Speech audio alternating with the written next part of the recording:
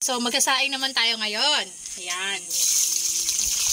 Pag talaga nag-iisa kang babae, tapos may nagpapagawa kayo ng anik-anik sa rest house or anywhere.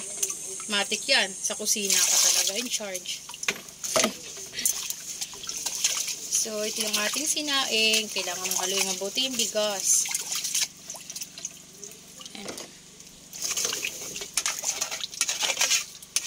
Yan. Kailangan haluin mabuti yung bigas para malinis. Napasok sa kuko yung bigas eh. Napasok. Kaya dapat mayroon kang sandok. Yan.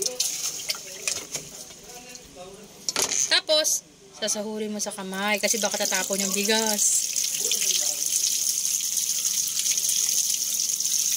O, diba?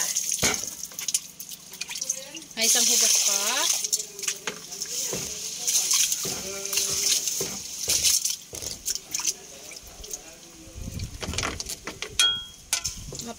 Mahaba kasi yung kuko ko.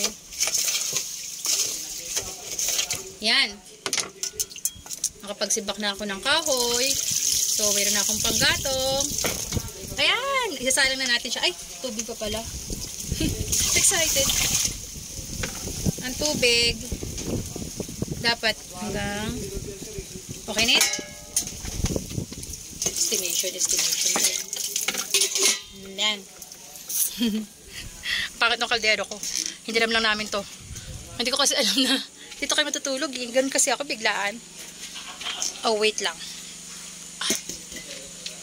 Just wait.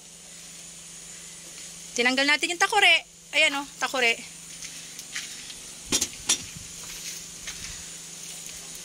Dito ka muna. Cellphone yan ka, huwag ka babagsak ka. Huwag ka bumagsak. Ay, huwag na nga. Ang bigat.